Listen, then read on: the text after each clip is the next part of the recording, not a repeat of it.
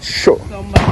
Those were the cries for help by two persons believed to be the pilot and co-pilot who were trapped inside a burning airplane in Placencia around 4 a.m. today.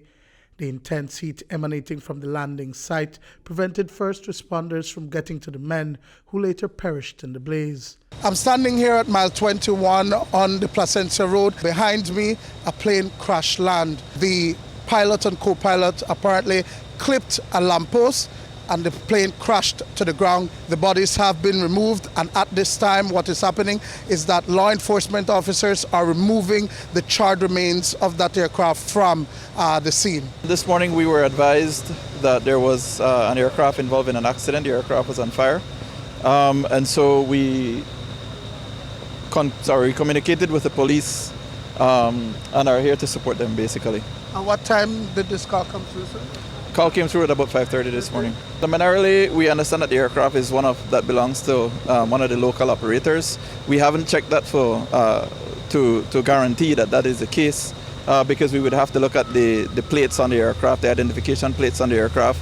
So that hasn't happened as yet, and as such, we can't give you a definitive answer as to the registration of the aircraft. News 5 understands that the Cessna Caravan turboprop aircraft was valued at approximately $3 million and was reportedly being leased at $20,000 monthly. Director of Civil Aviation Nigel Carter explains why the plane appeared suspicious. So during operational hours, it wasn't an actual civil aviation flight or a commercial flight, and as such, we yield to the police. We have certain agreements with the police, so that in the instance of situations where it falls outside of normal operations, we support the police in the investigation activities. We know that we are working with My Island Air for now. Again, like I mentioned just now, we don't have any surety that the aircraft did belong to them. We suppose that it is one of their aircraft. We know that the aircraft is not with the company right now, and so there's a fair supposition that it's one of their aircraft. But again, until you see the nameplates on the aircraft, then you'll be able to, the identification plates on the aircraft, then you'll be able to see with surety that was their aircraft. Reports are that in the dead of night, two boats transporting over a dozen persons approached the airstrip in Placencia. The security guard was tied up and the aircraft stolen. Shortly after liftoff, the plane clipped the lamppost and crash landed in bushes near mile 21 on the Placencia Road.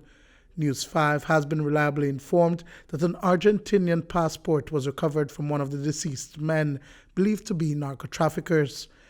Investigation revealed that a security guard who was working at the airstrip was approached by 4 male persons armed with firearms who tied him up. And thereafter, he heard the sounds of an aircraft started, and thereafter he heard a loud bang and an explosion. Police are currently conducting an investigation. The area has been, or is being searched at this time for evidence. So far recovered are 2 human remains. Those have been extracted and have been taken to the morgue for a post-mortem examination. Is the security guard being questioned? Yes, he is a part of the investigation. He is making a report that he was held up at gunpoint and tied up, so we are looking at that. No, is there an indication how they reached there? We have heard anecdotal reports that they arrived at the airstrip by boat. We cannot confirm how they arrived. That is a part of the investigation. All we have right now is that they approached a security guard and tied him up.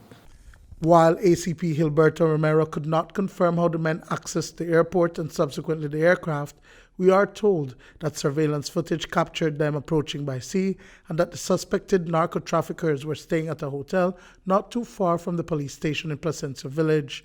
We say suspected narcos because evidence has been recovered that points to illegal activity. We are looking at it from all angles. Several items were recovered from the remains of the aircraft, and those are being analyzed. We will have a further report as to what all was found on the aircraft. From what you all know so far, are the pilots Belizeans? We do not know at this time. We do not know their identities as yet. Duane, Moody for News 5.